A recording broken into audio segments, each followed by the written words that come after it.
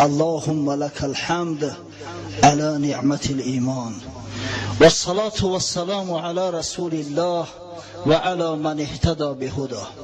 اما بعد، السلام علیکم و رحمت الله و برکاته. همقامان محترم، روز شریف جمعه را، این سیوم جمعه است که در ماه شریف رمضان آمده است، از برای یکایک شما و در شخصیت شما، از برای اهل خاندانهاتان، از برای اهل بیت فرزندهایتان تبریک و تهنیت میگویم و از خداوند متعال مسئلت آن را دارم که پروردگار ماه شریف رمضان را از برای ما ماه آمرزش گناهان، ماه مغفرت رحمت و نهایت ماه آزادی از آتش نیران که الحمدلله همون دهه آخر امروز شروع شده است گرداند. آمین. هفته گذشته ما درباره قیام شب گپ میزدیم و با شما وعده کردیم که انشاءالله هفته آینده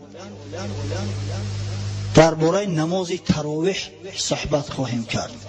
زیرا امروز ما و شما میدونیم که متاسفانه یک عده جوانای در جمهوری ما نیز خروج کردند و ادعا دارند که اصلا نماز تراویح 8 رکعت است و 20 رکعت گزاریدن آن گویا که بدعت باشد.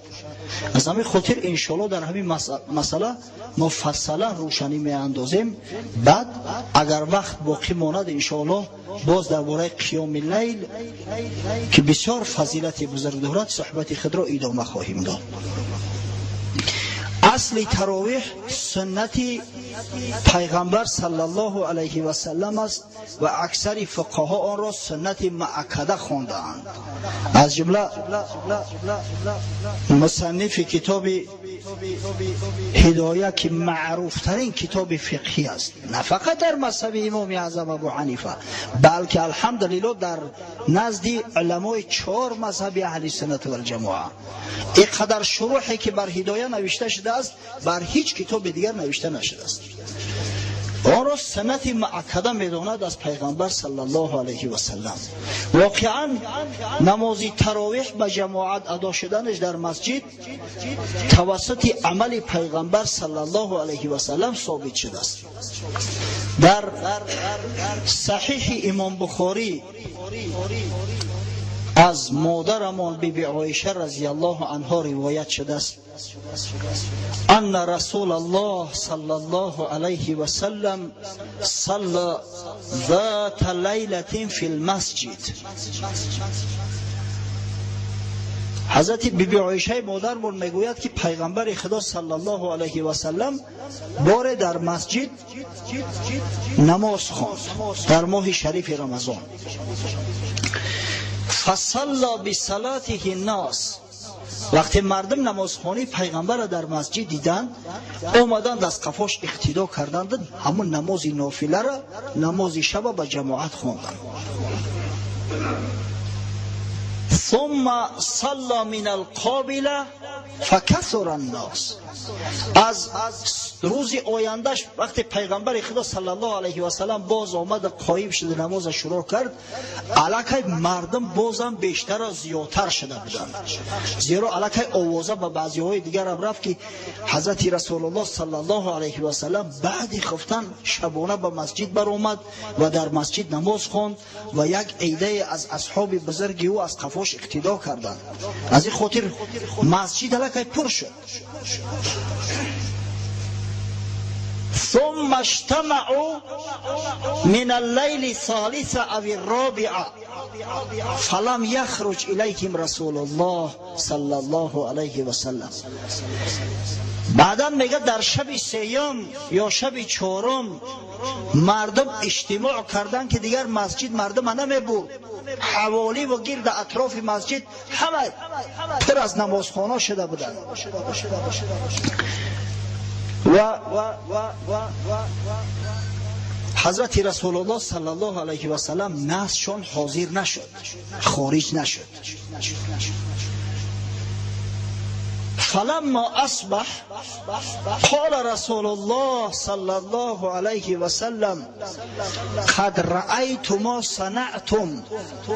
وقتی که صبح شد پیغمبر خدا صلی الله علیه و سلم نماز بامداد همراه قوم به جماعت که ادا کرد، با قوم مراجعت کرد، گفت من دیدم به تحقیق که شما دیروز چیکار کردید، چقدر آدم جمع آمده. ولم یمنعنی من الخروج الیکم الا انی خشیت ان تفرض علیکم. از او خاطر من نزد شما نبر اومدم که خوف میبرم که این رغبت تشویقی که شما در این نماز از خود ظاهر میکنید باعث آن گردد که خداوند متعال نماز تراویح بر شما فرض گرداند. در هر کاری که وقتی اصحاب پیغمبر صلی الله علیه و سلم سعی تلاش زیاد میکردن، فرضیتش از جانب خداوند نازل میشد. در بعضی روایات اومده است که پیغمبر گفت در اون صورت زور تا نمیرسه بعضی تنبلا این نماز را ترک میکنن، گناهکار میشوند، زیرا فریضه الهی را ترک میکنن. و ذالک فی رمضان. مادر با بی عایشه روایت میکنند که همین واقعیت در رمضان رخ داده بود. این واقعه رمضان است. در سنن اربعه، در سنن ابو داود، سنن نسائی، سنن ترمذی و سنن ابن ماجه همچنین آمده است روزاش هم دقیق کردن. بر روایت حضرت ابی ذر غفاری صحابی پیغمبر صلی الله علیه و سلم که حضرت میفرماید پیغمبر خدا صلی الله علیه و سلم وقتی که از رمضان 7 روزش باقی مانده بود با مسجد خارج شد، نماز خواند و مردم به او اقتدا کردند نماز جماعت برپا شد. روزی وقتی که 6 روز مانده بود خارج نشد، روز دیگرش 5 روز ماندن بر رمضان حضرت صلی الله علیه و سلم باز خارج شد. مردم از قفاش اقتدا کردن، الکی شماره مردم خیلی زیاد شدن بود و نهایت و حتی حضرت ابوذر غفاری میگه که بار اول تا 3 شب نماز خواند، بار دوم رسول الله صلی الله علیه و سلم تا نصف شب، تا شطر شب نماز خواند و 3 روز ماندن بر رمضان حضرت بر آمد، مردم از قفاش اقتدا کردن، چنان قرائتی دراز کرد پیغمبر خدا صلی الله علیه و سلم که ما خوف داشتیم که همه سحور را دریاب نمیکنیم، از او طریق را محروم میشویم. حدیثایی هست که در موضوع نماز پیغمبر صلی الله علیه و سلم ثابت شده است، اما ببینه در یگان حدیث شماره نماز تراویح ناآمده است، عدد نیست. پس این برادرایی که زعم میکنن که پیغمبر صلی الله علیه و سلم 8 رکعت نماز خوانده است، حجت اینا چیست؟ این برادرای غیر مخلط دعوا میکنن و حدیثی را که در صحیح بخاری آمده است همچه دلیل میارن. حدیث از ابی سلمه ابن عبدالرحمن روایت شده است که میگوید حضرت ابو سلمه ابن عبدالرحمن از مادر ما بی عایشه سوال کرد کیف کانت صلاة رسول الله صلی الله علیه و سلم فی رمضان. گفت یا مادر جان نماز پیغمبر صلی الله علیه و سلم در ماه شریف رمضان چی نه بود؟ یعنی پیغمبر در ماه شریف رمضان چی طریق نماز میخوان؟ بی عایشه رضی الله عنها در جواب فرمود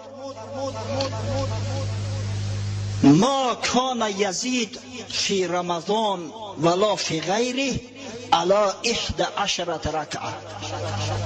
پیغمبر خدا صلی الله علیه و سلم در ماه شریف رمضان و نه در غیر رمضان از 11 رکعت نماز زیاد نمیخوان. یصلی 4 فلا تسل عن حسنهن و طولهن. در ابتدا میگه 4 رکعت نماز میخوان، از زیبایی اون نماز و از طول یعنی درازی اون نماز از من سوال نکن. میگم که پیغمبر بسیار زیبا نماز خواند، بسیار طولانی نماز خواند. ثم یصلی اربعه، بعدم باز میخواند 4 رکعت دیگر. فلا تسل عن حسنهن و طولهن، و گفت ای ابو سلمه از حسن زیبایی او نماز و از درازی او نماز از من سوال نکن، که خیلی زیبا بود. مقصد که اون نمازی که پیغمبر میخوند شما قدرت خواندن او را ندارید، نمیخوانید، خواندن نمیتونید. ثم یصلی 3، بعدا 3 رکعت نماز میخوان، یعنی همین 3 رکعت نماز ویتر واجب. فقلت یا رسول الله اتنام قبل ان توتر، مادرمو میگه که سوالش کردم که ای پیغمبر خدا تو مگر پیش از نماز ویتر خواندن خواب میکنی؟ حضرت فرمود یا عایشه این عینی تنامان ولا ینام قلبی. ای عایشه گفت حقیقتا چشمام خواب میکنن، پوشیده میشون، اما قلبم بیدار است، همیشه منتظر وحی الهی است. یعنی خواب پیغمبر خواب بیداری است. خواب پیغمبر از خواب دیگر مردم فرق میکند. از همین خاطر هر خوابی که پیغمبر میبیند رؤیای صالحه است، حقیقت است. این عینی تنامان ولا ینام قلبی، شبم گفت اگر چشمم بسته هم که شوند قلبم دلم همیشه بیدار است. پس همین را حجت میکنم برادران، میگم ببینه مادر و بی عایشه روایت کرده است که نه در ماه شریف رمضان و نه در غیر رمضان پیغمبر خدا از 11 رکعت زیاد نمیخوانده است. اگر 3 رکعت ایره نماز ویتر گفته و جدا سازیم، پس 8 رکعت دیگر باقی میماند. اما بیایید ببینیم که آیا همین گپ درست هست یا نه؟ آیا همین به تراویح نسبت دارد؟ در حقیقت در اصل نه. این نماز تهجد است. نماز تهجد است که پیغمبر میخواند. زیرا ما هیچ دلیل نداریم که در ماه شریف رمضان پیغمبر تهجدی را که خداوند بر او فرض گردانده است بر امتش سنت ترک نکرده باشد. ترکش نمیکرد. از همه خواندن نماز ویتر در آخرش دانسته می شود که این نماز تهجد است. از سوی دیگر شما اگر لفظ حدیث ببینید، اگر دقت کرده باشید ببینید، میگه ما کان یزید فی رمضان ولا فی غیره، یعنی نه در رمضان و نه در غیر رمضان از 11 رکعت زیاد نمیخوان. آیا در غیر رمضان تراویح هست؟ در غیر رمضان تراویح کنیست. پس از این معلوم می شود که این نماز تهجد است. چرا کلمه رمضان استفاده برد؟ مادر مو بی عایشه با ما و شما تعلیم داد که پیغمبر نماز تهجد در رمضان هم از 8 رکعت زیاد نمیخوند است. شاید بعضیا گمان کنن که ماه شریف رمضان پیغمبر زیادتر نماز تهجد میخوند، اما اگر اصل بگیریم وقتی که میگه ولا فی غیری، نه در غیر رمضان، معنیق بدونیم که در غیر رمضان نماز تراویح نیست. پس از این معلوم میگرده که در اینجا سخن درباره نماز تهجد میرود، درباره نماز تراویح نمیرود. آیا ما یگان حجت داریم که پیغمبر صلی الله علیه و سلم نماز تراویح 20 رکعت خوانده باشد؟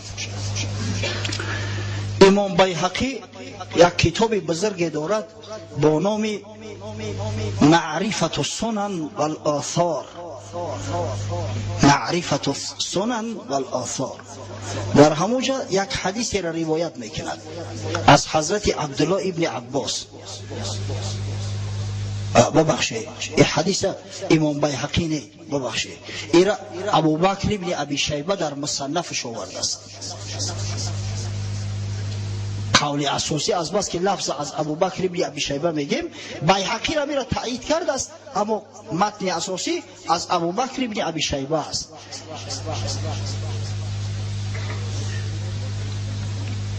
کان رسول الله صلی الله علیه و سلم یصلی فی رمضان ب20 رکعه و الوتر. پیغمبر خدا صلی الله علیه و سلم میگوید در ماه شریف رمضان 20 رکعت نماز و نماز وتر خواند. روایت عبدالله ابن عباس است. حدیث ضعیف است نزد محدثا. چرا؟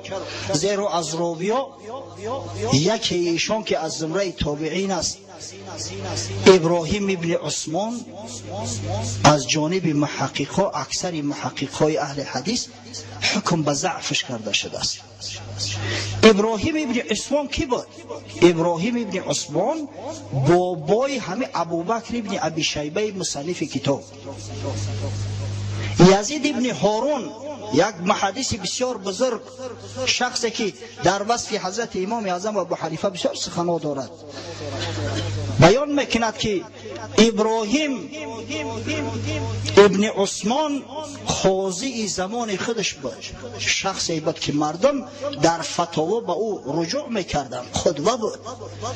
و همچنین ابن عدی یک محدث به نهایت بزرگ توثیقش کرده است، ثقه است. میگه اگر چند ما همه حدیث ضعیف هم بدونیم، بگذار که نما ضعیفش بدونیم، بگذار که ما توثیق ابن عدی را قبول نداشته باشیم، اما حجت و دلایل زیادی هستند که دلالت به همین میکنن که پیغمبر صلی الله علیه و سلم در ماه شریف رمضان نسبت دیگر ماها طاعت عبادت بیشتر داشت. طاعت عبادت پیغمبر بیشتر و زایدتر بود. مثلا در صحیحین اومده است، خب از صحیح بخاری اول مثال بیاریم که امام مسلم، از صحیح مسلم امام مسلم روایت میکند از مادر ما بی عایشه کان رسول الله صلی الله علیه و سلم یجتهد فی رمضان ما لم یجتهد فی غیره. پیغمبر خدا صلی الله علیه و سلم میگوید در ماه شریف رمضان اونقدر اجتهاد میکرد، اونقدر سعی تلاش داشت در عبادت خدا که در دیگر وقتهای سعی تلاش نمیکرد. خاصتا در دهه اخیر حدیث متفق علیه است، مادر ما بی عایشه روایت کرده است کان رسول الله صلی الله علیه و سلم اذا دخل العشر الاواخر، پیغمبر خدا صلی الله علیه و سلم وقتی که دهه آخر رمضان می در آمد شد معذره و احیا لیله و ایقظ اهله، در دهه آخر ازارش سخت می بست، یعنی که نزدیکی و قربت زنکو را ترک میکرد، گره ازار را سخت میبست و شبها را به عبادت خدا روز میکرد و اهل بیت خیش رو بیدار میساخت، بیدارشون میکرد که بخیزه از عبادت غافل نمونید. یعنی حدیث های زیادی هستن که دلالت به آن میکنن که نماز پیغمبر صلی الله علیه و سلم در ماه شریف رمضان نسبت نمازهای او در دیگر ماها بیشتر و زایدتر بود. پس از این معلوم میگردد که غیر تهجد پیغمبر صلی الله علیه و سلم همچنین نماز تراویح خوانده است.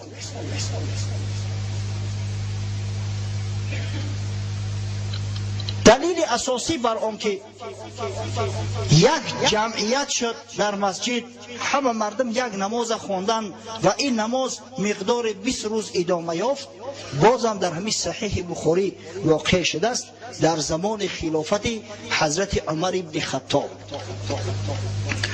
حدیثی رقم 2010 در صحیح بخاری آمده است از عبدالرحمن ابن عبدالقاری. چرا من هر یک تایره گفته استم برادران، رقم حدیث ها را براتون بیان کرده استم، از برای آن که اگر مبادا یگان بی بصر، یگان بی عقل، بی فراست ادعا و دعوا کرد، شما توانید که در جواب همین مثال و دلیل ها را بیارید که ما هم صاحب حجت باشیم.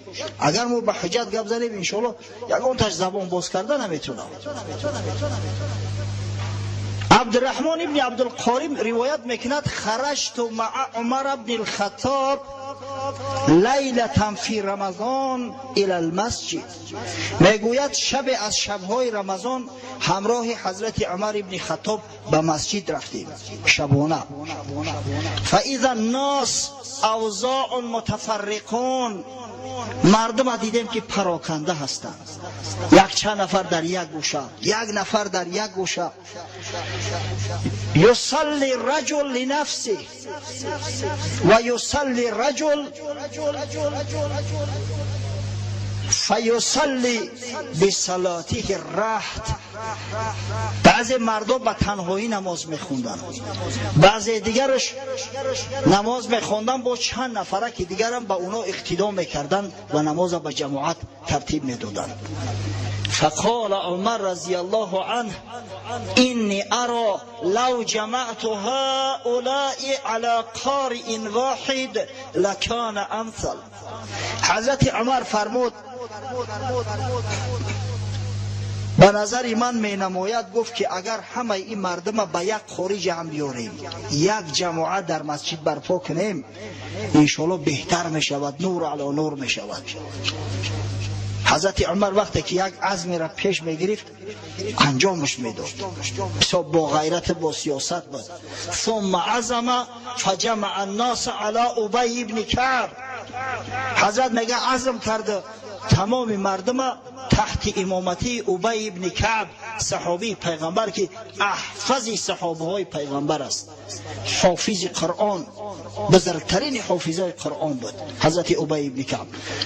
در تحت سرپرستی و قیادت امامت ابی بن کعب تمام مردم جمع آورد، با ختم قرآن نماز جماعت برپا شد.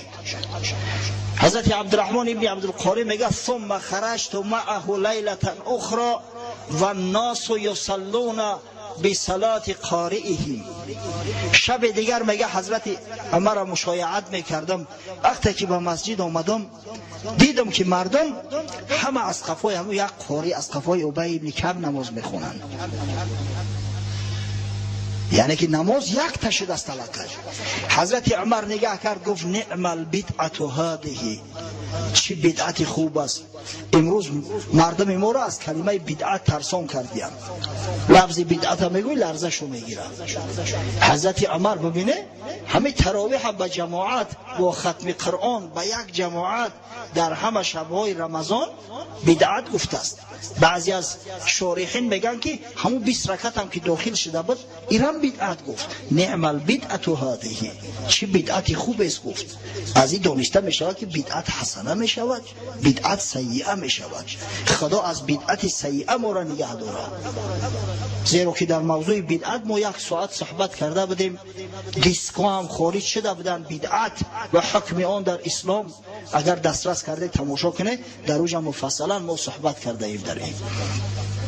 بعدا حضرت گفت والتی ینامون افضل من التی یقومون. اما آن حصه شب که این مردم بیدار خواب میکنن بهتر است از او حصه که بیدارن. یعنی که مردم اول شب بیدار میستند، در صورتی که از اول شب دیده آخر شب افضل است. حضرت عمر گفت زیرا آخر شب تمام دروازه‌های آسمان باز هستند. ینادی منادین، ندای منادی می آید یا طالب الخیر هلم، ای طلب کننده کار خیر شتاب کن، و یا طالب شر امسک، و ای طلب کننده کار بد نفس خود نگه دار. زیرا در قسمت آخر شب رحمت خدا و مغفرت خدا به سوی آسمان دنیا نزول میکند.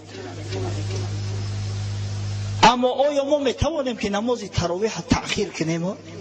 بعدا مثلا در ساعت 3 شب یا 4 شب همی کار جور سازیم؟ نه، نمیتوانیم. چرا؟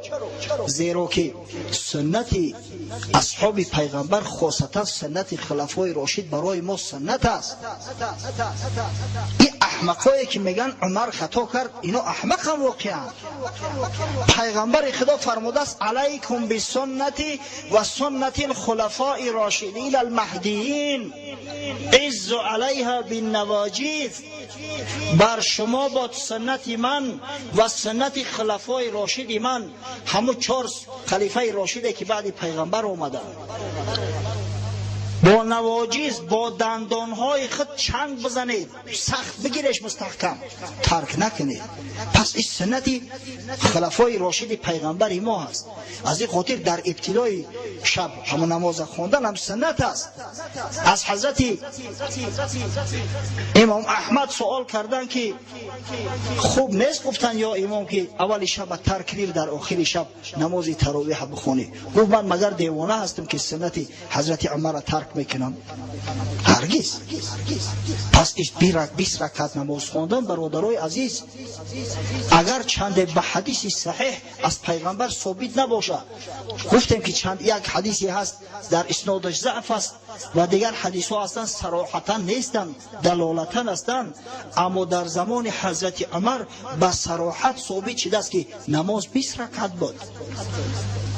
امام بیهقی در کتاب معرفت السنه والآثار از صائب ابن یزید روایت میکند کنا نقوم من زمن عمر ابن الخطاب ب20 رکعتا والوتر.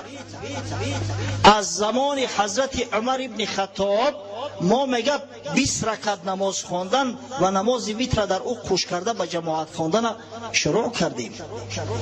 همچنین در مصنف ابن ابی شیبه با روایات صحیح اومده است، همه مرسل صحیح هستند، مرسل قوی. حدیث مرسل نزد ما اگر به شرط قوی باشه مقبول است، با او حجت گذاری میکنیم، محتج بهی است. که در زمان خلافت حضرت عثمان این واقعه به وقوع پیوسته بود، یعنی 20 رکعت میخوندن. در زمان خلافت حضرت علی این کار انجام میافت. و در کتاب فتاوای دارالعلوم دیوبند سوال کردن که نماز تراویح 20 رکعت خواندن خوب است یا 8 رکعت؟ میگه 20 رکعت خواندن سنت است. قول فتاوای عالمگیری و قول رد المحتار آورده است که این سنت است در شرق غربی تمام عالم اسلام علیه الاجماع. بر این میگه اجماع امت اسلامی است، شرقا و غربا، خواه طرف شرق شب بگیریم خواه مملکت های طرف غربا. و این بدعت و این دعواهایی که نماز تراویح میگه 8 رکعت است، همگی 100 سال پیش واقع شده. اگر کتاب فتاوا در ابتدای عصر 20 نوشته شده باشد، فتاوای دارالعلوم دیوبند، پس در ابتدای عصر 19 همین کار واقع شد. میگه که یک عده دعواگر بر آمدند و ادعا کردن که نماز تراویح اگر 8 رکعت خوندی کفایه میکنه. نه، هر کسی 8 رکعت خوند ترک سنت پیغمبر میکنه. از این گذشته ترک ختم قرآن میکند که سنت دیگر است. وقتی تا 8 رکعت خوندی در یک روز اگر یک پاره قرآن بگذرونن تا از 5 2 حصه شو میخونی، از 5 2 حصه یک پاره را از کجا از ختم قرآن واقع میشه. از همین خاطر برادرای عزیز عقلتون کار بفرمایید. این سنت پیغمبر ما است، سنت خلفای راشد است با 20 رکعت نماز خواندن. ببینید در تمام عالم اسلام 20 رکعت نماز میخونن.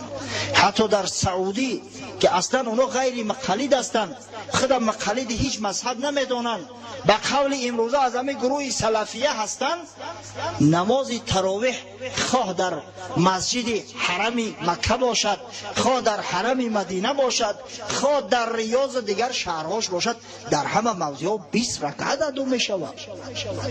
ترابلیس که انتن زیاد است، یک بگیره ببینه چه رقم است. یک برادر دیروز سوال کرد، دیروز تلفن کرد، شبهه داخته که میگه ابی ابن کعب 20 رکعت نماز نخونده است. چی دلیل است که ابی ابن کعب 20 رکعت نماز خونده است؟ گفتم آخه دادر تو کودک هستی، تو عقل فراست نداری. همون کتابای را من میگم تو شاید نامش شنیدگی نیستی، اما به همون ابلهایی که تقلیدشون میکنی برسون که در مصنف ابن ابی شیبه حدیثی رقم 7766 آمده است از عبدالعزیز ابن رفیع کان ابی ابن کعب یصلی بالناس فی رمضان بالمدینه 20 رکعتا و یوتر بثلاث. حضرت ابی ابن کعب در ماه شریف رمضان در مدینه منوره در مسجد نبوی با مردم 20 رکعت نماز تراویح میخوند و 3 رکعت نماز وتر واجب، همچنانه که ما میخونیم. پس این سنت پیغمبر و سنت اصحاب گرامی پیغمبر صلی الله علیه و سلم، سنت خلفای راشد است. عز علیها بالنواجذ. و پیغمبر ما را توصیه کرده است که با چنگال و با دندانهای خود از این دارید، زینهار ترک نکنید، ابدا یگان ناخلف در میان شما فتنه بر نانگیزد. پس همه را برادرای عزیز در گوشتان حلقه کنید. و ببینید در دهه اخیر که الحمدلله در اومد، پیغمبر صلی الله علیه و سلم طاعت عبادت بیشتر میکرد، اعتکاف میشیشت. الحمدلله در مسجد ما یک چند روز است که اعتکاف میشینن. بابای حاجی عبدالرحمن از دهه کدوشی ناحیه واسه الحمدلله که 4-5 روز شد که در مسجد ما اومده است اعتکاف میشینن، خوشا حالش. و دیگر جوانا و برادرها هم دیروز همراه و شریک شدن، چند نفر دیگر. الحمدلله که مدتی 3-4 سال شده است که مسجد به معتکف نیست. اعتکاف در 10 روز اخیر سنت مؤکده پیغمبر صلی الله علیه و سلم است به طریق کفایه. اگر یک گروه یا یک نفر حتی در مسجد چینند، از ذمه همه مردم محله ساقط می شود.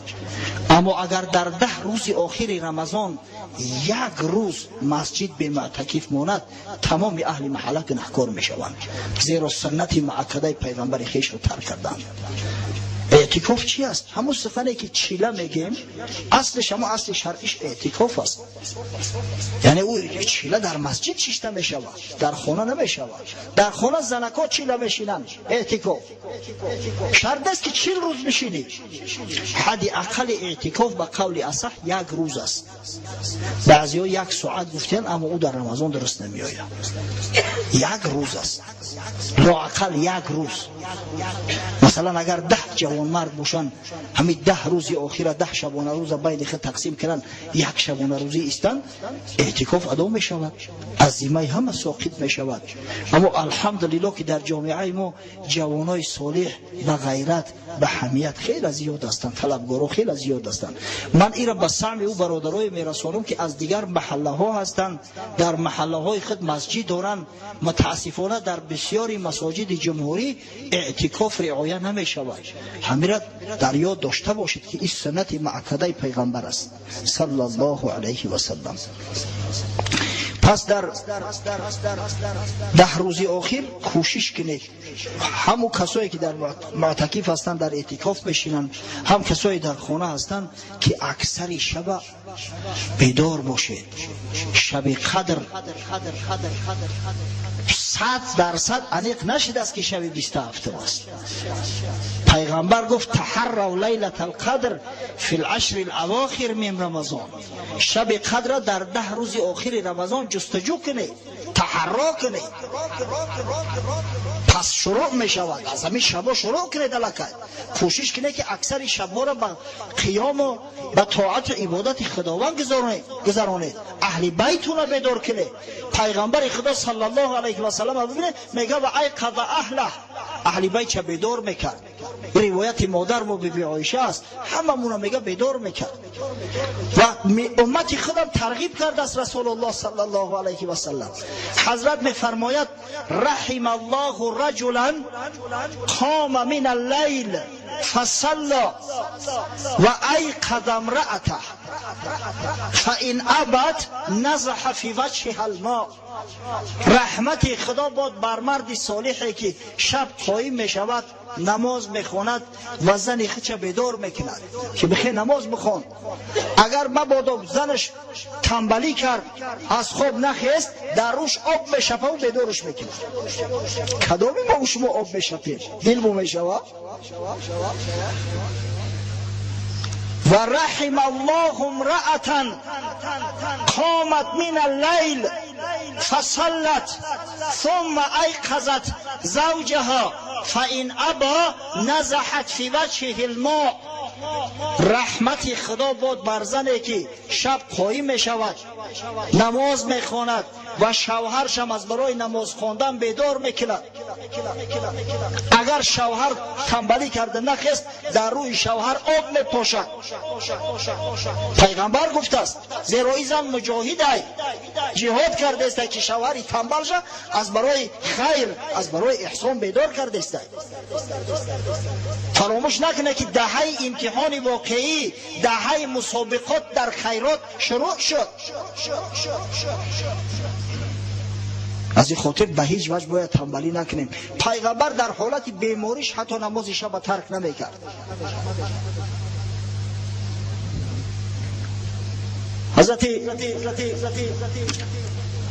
عبدالله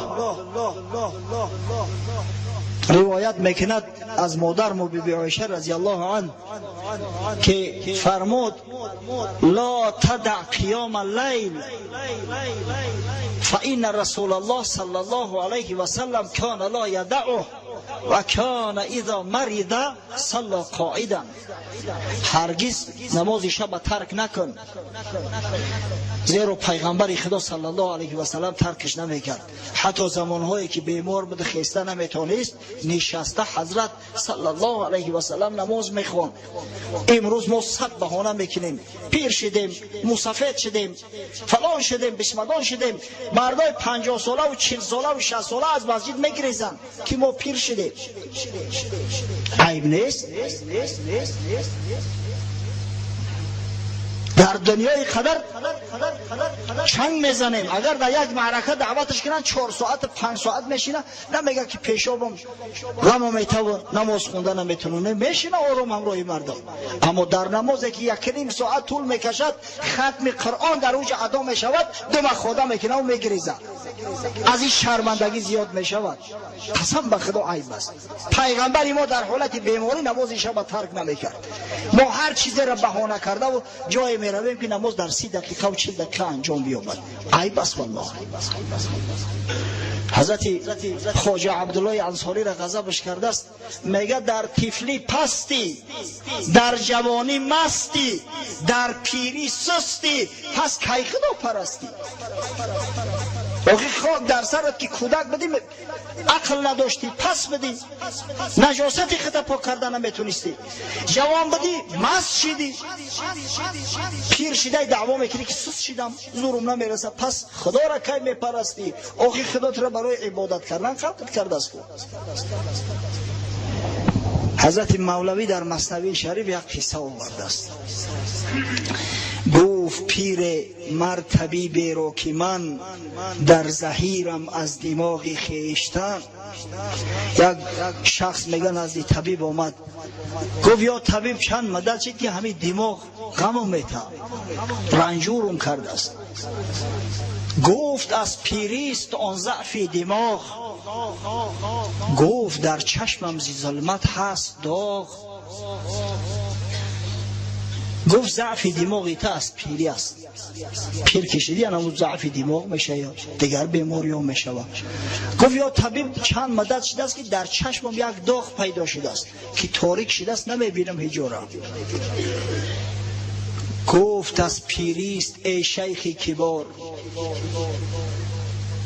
گفت از پیریست ای شیخ قدیم. گفت پشتم درد می آید عظیم. گفت تو خیرگی چشمت یک پیری ای، مسافر تشویش نکش، هیچی باقی ندارم. گفت حضرت چند مدت شده است که پشتم درد میکنم، خم راست شده نمیتونم. گفت از پیریست ای شیخ نزار. گفت هرچی میخرم نبود گوار. گفت همون دردی پشت دای پیری ای، تشویش نکش. گفت چند مدت شد که طعام میخورم لذتی طعام حس نمیکنم، در شکمم رنگی سنگواری میمونه در معدم.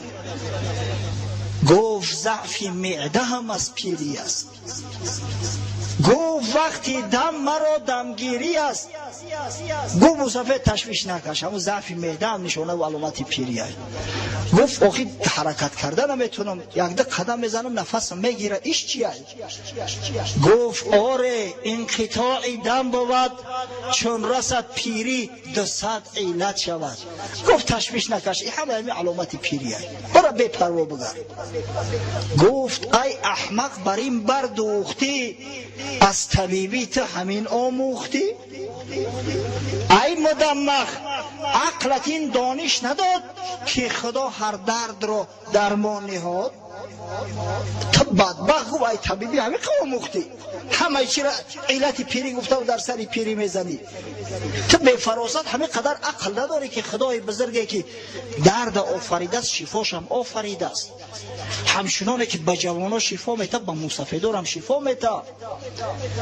تو خری احمق زی اندک مایگی، بر زمین ماندی زی کوته پایگی. تو دیگه همین را بهانه کرده گشته، دعوای طبیبی کرده. پس طبیبش گفت ای عمری تو 60، این غضب وین خشم هم از پیری است. چون شود اوصاف و اجزا پر نحیف، خویشتنداری و صبرت شد ضعیف. گفت همین خشم و غضب هم علامت پیری است. وقتی که تمام اعضای بدن که پیر شد دیگه خشم و غضب اختفا فرو داشته نمیتونی، نگه داشته نمیتونی. بر نتابد دو سخن زو هی کند، تا به یک جرعه ندارد خی کند. همه را در سر پیری زد. بعد حضرت مولوی میگه جز مگر پیری که از حق است مست، در درون او حیاتی طیبه است. مگر پیری که از مستی خدا است، مست عبادت خدا است، در داخل او حیات جوانی جوش میزنه. عمر در شستر، عمر شستر دل جوان است چون کلم گفته است. مردمان گویند که سعدی پیر شد در راه عشق، عمر در 60 است اما دل جوان است چون کلم. جز مگر پیری که از حق است مست، در درون او حیات طیبه است. بر تو میخندد مبین او را چنان، صد قیامت در درون استش نهان. خدای تعالی وقتی که موش سفید مست عشق خود کرد، مست عبادت خود کرد، به حال زاری جوانا میخنده. مثل بابای حاجی میرزا 20 رکعت نماز میخونه، در نماز هوشش میروه با میخیزه و اثر اینا نمازش ادامه میده، شرکت میکنه. مثل بابای حاجی بهادر و دیگر حاجی های محترمی که در صف اول هستند، حاجی خیرالله و حاجی ابران، حاجی عبدالرحمن و امثال این جوان مردا که 20 رکعت نماز میخونن، از جوانا ذره قفا نمیمونن. زیرا خدای تعالی از عشق خود یارا مست کرده است، محبت عبادت در قلب شداخته است. یک روز دیرتر اومدیم از ناحیه حصار می اومدیم، افطار در ناحیه حصار بود دیگه، دستگیر نکردیم. ابتدای نماز از این خاطر از بالای مردم زور کرده نگذاشتیم و در بیرون نماز میخوندم. بابای ملا سیم الدین یک شخص است از همین محله ما، نماز هم میخواند و وقتی ترویحه که شد از جاش میخیزه او طرف حرکت میکنه، یعنی در نماز پاش خواب میبره بشوره. وقتی ترویحه که شد حرکت میکنه از یک طرف به طرف دیگر، خوشا به حالش. انشالله کسی که در طاعت عبادت قایم و استوار است، اجر ثوابش هم در دنیا میگیره هم در آخرت، مطمئن باشه. جز مگر پیری که از حق است مست، در درون او حیات طیبه است. این نوع مصطفی دیگه بهانه جویی نمیکنه که من پیر شدم فلان شدم و بیسمدان شدم. بر تو میخندد مبین او را چنان، صد قیامت در درون استش نهان. من غلامی آن که نفروشد وجود، جز بدان سلطانی با افزار و جود. من صدقه شخص شوم که جسم و وجود خودشه، بدن خودشه، وقت خودشه صرف عبادت خدا میکنه. چون بگرید آسمان گریان شود، چون بنالد چرخ یا ربخان شود. این مرد در همه شدت عبادت و هوسش اگر گریه کنه آسمان ها و گریه بیاین، اگر پیش خدا دعا کنه چرخ یا ربخان بشود. خداوند دعاش اجابت میکنه. خواهش میکنم امکان که پیدا کرده در ترویح است یا هر وقتی که باشه دعا کنه، دعا را زیاد کنه. دعا مغز عبادت است، همون ساعت اجابت دعا است. زیرا قلب ها همه مال و مطمئن هستند، مال از محبت خدا، مطمئن به ایمان. زیرا قلب ها نرم و ملایم و لطیف شدند. زیرا هر دعایی که میگه انشاءالله صدقا میبروید، خدای تعالی او را اجابت میکنه. پس در طاعت عبادت شب باید کاهلی نکنیم و فقط به نماز تراویح اکتفا نکنید. غرض از این سخنای منم همی است، وقتی صبح و سری خرک که میخیزه دیگه خواب نکنه برادران، نماز بخونه. تا هم وقتی دمیدن صبح صادق شما میتونه نماز نافله بخونه. بعد از او که صبح صادق دمید نماز نافله مکروه است، اما میتونه که نماز قضایی بخونه. ببینید چه شرایط، چه امکانات خدای تعالی در این ماه شریف رمضان از برای ما آماده ساخته است، مهیا نموده است. اما ما تنبلی میکنیم، از همین رحمت خدای تعالی خودمون محروم میسازیم. باید که رغبت اشتیاق و بینهایت زیاد باشه در عبادت شب. حضرت عبدالله ابن مسعود رضی الله عنه روایت میکند ذکر عند رسول الله صلی الله علیه و سلم رجل فقیل ما زال نائما حتی اصبح ما قام الى الصلاه. میگه در نزد پیغمبر خدا صلی الله علیه و سلم یک مرد را ذکر کردن از صحابی‌ها بوده است. گفتن که شب تا صبح میزنه خوابه، تا صبح صادق با قیام شب قایم نمیشود، در شب نماز نمیخواند. حضرت صلی الله علیه و سلم فرمود بال شیطان فی اذنه. در گوش این مرد گفت شیطان شاشه کرده است، گوشش کر شده است، ندای خدا را نمیشنود. من یدعونی فاستجیب له و من یسألونی فاعطیه و من یستغفرونی فاغفر له. خدای بزرگی که ندا میکند، هر کسی که دعا کند دعاش اجابت میکنم. هر کسی از من چیزی طلب داشته باشد مرادش حاصل میکنم. هر کسی طلب مغفرت گناهان از ما کند گناهاش می آمرزم. شیطان که در گوش شاشه انداخته است گوشا کر است، دیگه این ندا را نمیشنود. چرا به شب خیستن برامون مشکل است؟ زیرا شیطان چندین قید مکرها می اندازد، با بندها ما را می بنده. البته دست و پا مونه نه، اراده ما را می بنده، مینه سری ما را مختل میکند، همون تنبلی و کاهلی ما را بر می انگیزد. پیغمبر خدا صلی الله علیه و سلم میفرماید الرجل من امتی یقوم من اللیل. یک مرد از امتی من میگه شب برای عبادت خدا قایم میشود، به خاطر عبادت خدا خست یعالج نفسه الی طهور، با نفس خودش مبارزه میبرد برای آنکه طهارت کند. خشد نمیتونه، بیدارت میکنن. در خانه های امروزه الحمدلله آب گرم و آب خنک همه فراوان و وافر است. اکثریت ما هم یک پنجه آب بزنیم در اون روحامون میشویم و یک طهارت کامل نمیکنیم برای او سری خرک رفتن. زیرا که شیطان اراده ما را با 3 بند 4 بند بست است و علیه عقد، با نفسی خودش مبارزه میبره که بخیر طهارت کن، در صورتی که میگه با همون بندهای شیطانی بسته شده است.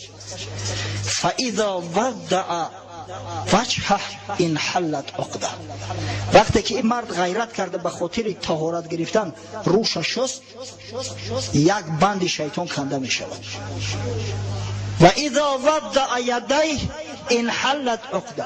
وقتی که دو دست همراه بازو شست، فرض دیگه طهارت انجام داد، باز یک بند دیگری شیطان کنده می شود.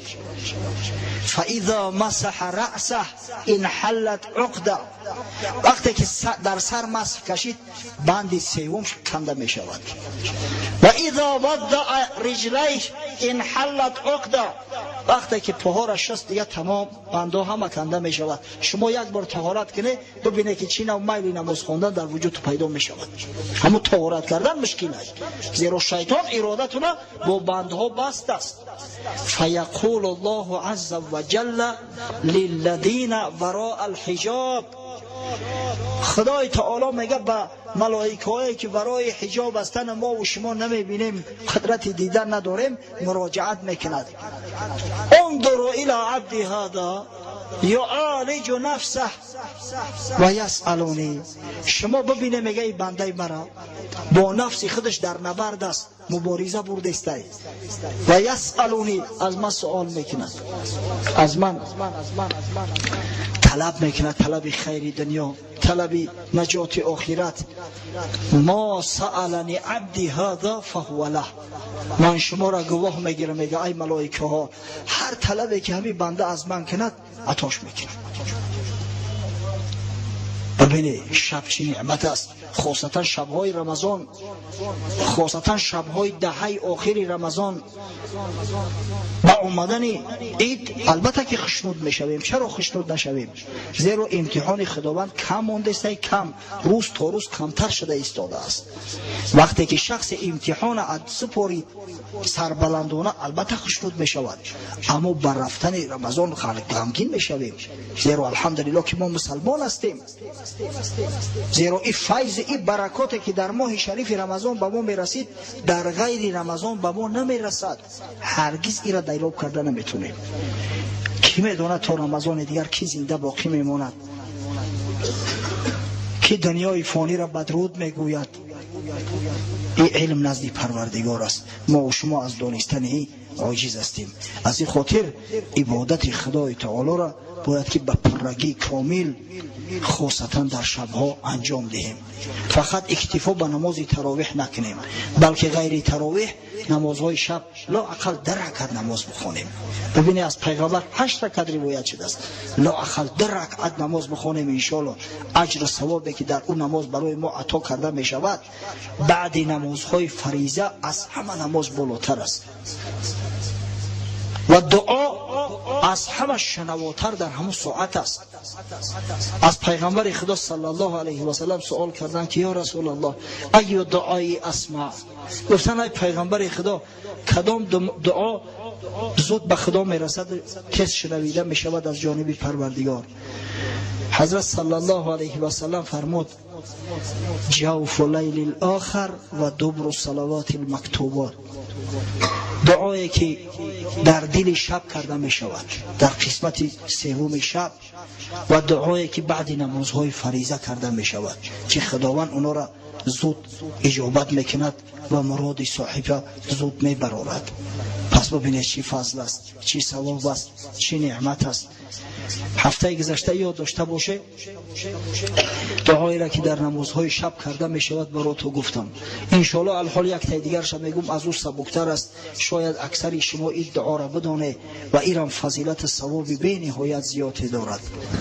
حضرت عباده ابن صامت صحابی پیغمبر صلی الله علیه و سلم روایت کرده است که بار رسول الله صلی الله علیه و سلم فرمود من تعار من اللیل فقال لا اله الا الله وحده لا شريك له له الملك وله الحمد وهو على كل شيء قدير سبحان الله والحمد لله ولا اله الا الله والله اکبر ولا حول ولا قوة الا بالله ثم قال اللهم اغفر لي او دعا استجیب له. حدیث امام بخاری است. پیغمبر خدا صلی الله علیه و سلم فرمود هر کسی که شب با ندای تسبیح از خواب میخیزد، با ندای تحمید از خواب میخیزد، تعارع ای استیقظ مع تسبیح، یعنی که سبحان الله یا الحمدلله گفته از خواب میخیزد. مسلمانای واقعی همین شکل میخیزند، الحمدلله یا سبحان الله گفته از خواب میخیزند که پروردگار ایسر اینا باز زنده شو کرد. خواب برادر مرگ است.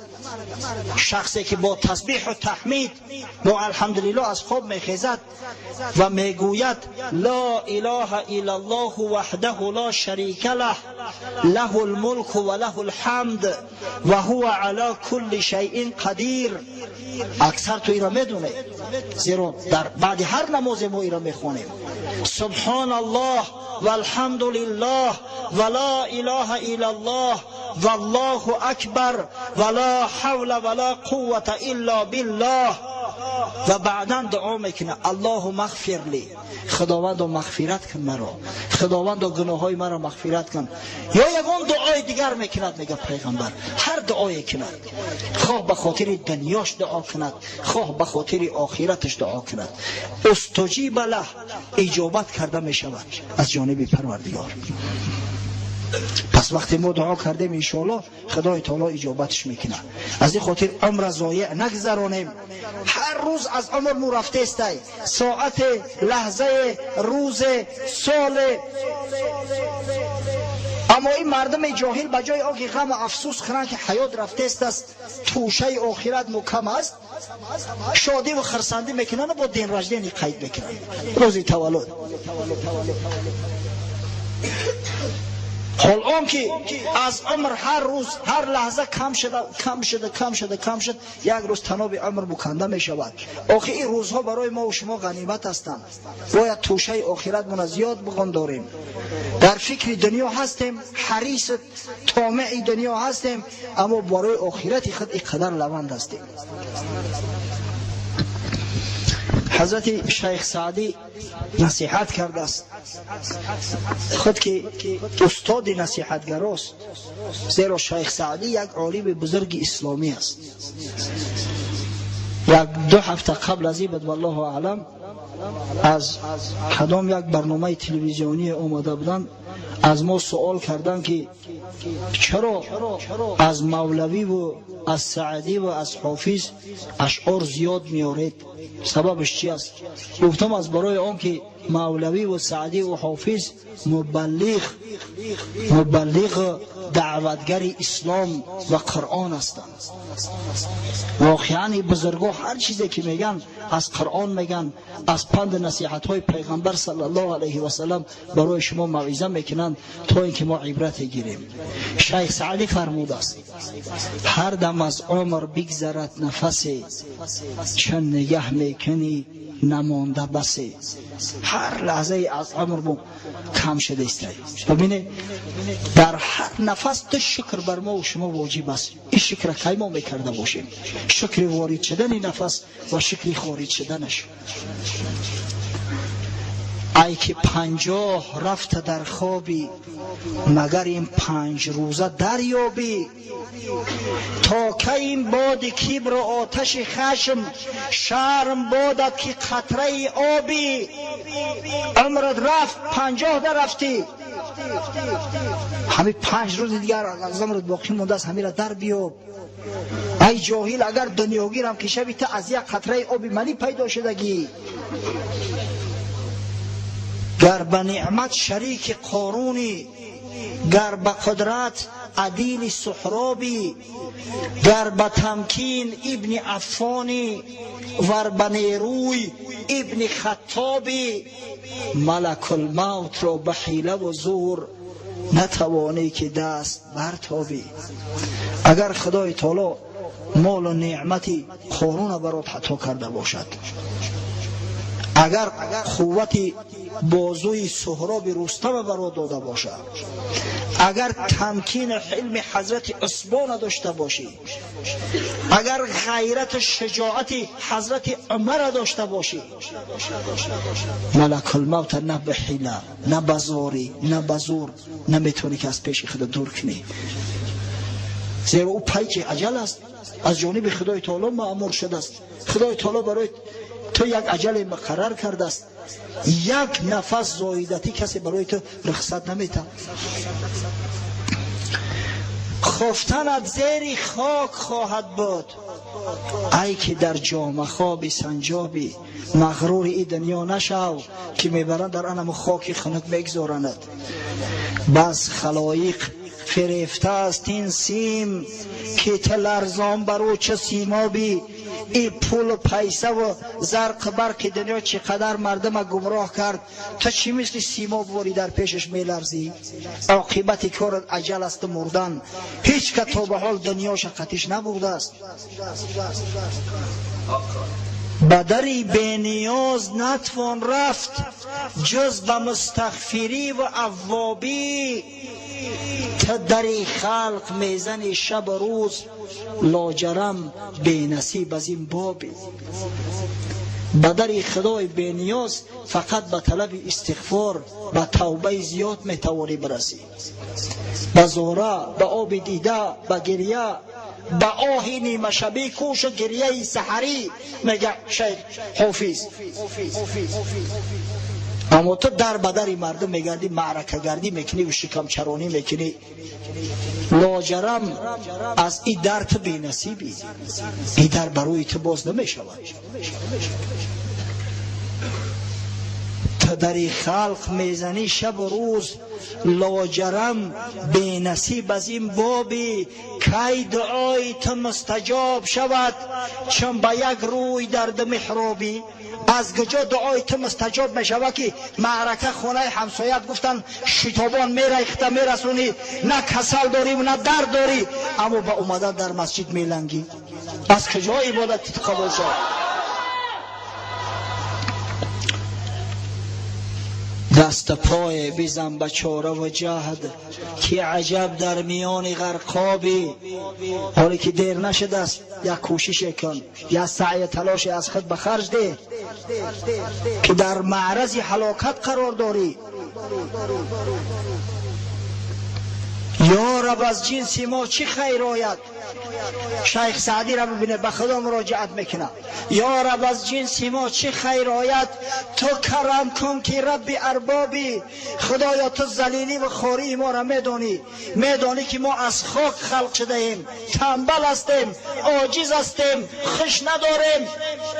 خودت کرم کن، راه هدایت برامون بنما. سعی و کوشش تلاش هامون سوق ده، ترغیب منساز، زیرا همه در دستی توست، در قبضه قدرتی توست. غیب دان و کریم و بیچونی، ستر پوش و لطیف و توابی. پروردگارا طاعات و عبادات ما بنده های عاجز را در این روز شریف که سید الایام است، در این ماه شریف که ماه شریف رمضان است، در این مکان شریف که خانه توست، با وجود تمام نقصان و کمبودی هایی که داریم، به درگاه خویش قبول و مقبول ساز. خداوند و فردا روز قیامت رمضان بزرگ و قرآن عظیم و شأن را از برای ما شفیع و مشفع قرار ده. پروردگار او برادرای ما را که تا به هنوز مأنوس به قرآن نیستند، از ختم قرآن میگریزند، لااقل در همین در دهه آخری رمضان هدایت شو که راه مسجد براشان بنما، از ختم قرآن نگریزند، شتاب به سوی ختم قرآن کنند. شاید که طلب استغفار کنند، خدای تعالی گناهاشون عفو کند. و الا گریزنده از سنت پیغمبر صلی الله علیه و سلم، وای به حالش و وای به حالش که از شفاعت محمد صلی الله علیه و سلم محروم میماند. پروردگارا موی سفیدای صالح ما را، موی سفیدای با غیرت و شجاعت را که از برای جوانان نمونه عبرت هستند، در نماز در صف پیش ایستاده و 20 رکعت نماز به تراویح میخوانند و در داخل تراویح ختم قرآن انجام میدهند. خداوند از جمیع بلاها و آفتها و دردها نگهبانشان باش تا اینکه تا همون زمانی که اجلشون مقرر شده است به مسجد آمده و نماز در مسجد خود گزاریده توانند. پروردگارا جوان مردای مؤمن و صالح حمیت غیرت اسلامیشون زیاد گردان تا اینکه فرزندای خیش رو تعلیم کنند، زن و دخترای خیش رو تعلیم اسلامی دهند، در عبادت خدا قایم سازند. پروردگار جوانکای ما را، طفلکا را حتی از جمیع بلا و آفات نگهبان باش و خداوند این نعمتی که براشان ارزانی داشتی که راه هدایت براشان نمودی، راه خانه خیش رو به ایشان نشان دادی، پروردگار را هرگز نگذار که از این راه منحرف کردن. ربنا افتح بیننا و بین قومنا بالحق و انت خیر الفاتحین. آمین یا رب العالمین. که زن از 3 روز زیاد حیض میبیند چند روز روزه اش رو بخورد؟ هر زن برادر عزیز عادت دارد مگر مبتدعه. اگر زن یعنی دخترک باری اول حیض ببیند از بس که اولی عادتش تعیین است باید احتیاط کند. وقتی که اما دم حیض خشک شد باید غسل کند، نماز شب بخواند. اگر ببیند که با خون میآید قرار کند تا 10 روزه دخترک مبتدعه مقدار حیض ادامه می‌یابد. از 10 روز زیاد هر خونه که میآید به کسی باشد، خواه دختری مبتدعه باشد خواه زنی کلانسال باشد، فرق ندارد دیگه او استحاضه است و حیض نیست. یعنی اقل حیض 3 روز است و اکثر حیض 10 روز.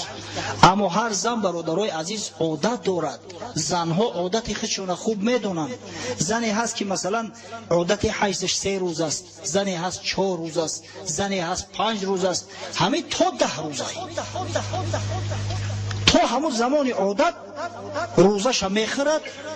بعدا وقتی که رمضان شریف گذشت در عوض هر روزش 1 روز قضا میدارد. دیگر سوالا را انشاءالله هفته سوال جواب خواهند گفت. خب مکتوب متولی را بخونیم که یک برادر اسلامی در حاجت خانه آینه آورده چسباند.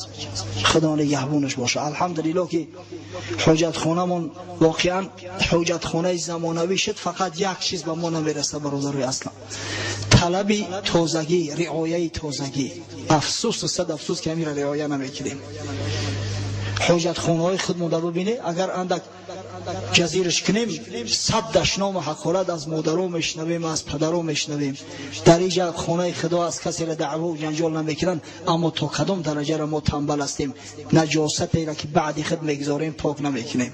خواهش بکنم برادرای عزیز، التماس پاک داشتن خانه خدا از پاک داشتن خانه خود ما و شما دیده بالاتر است، زیرا خداوند امر کرده است. خب یک برادر اسلامی خب کمک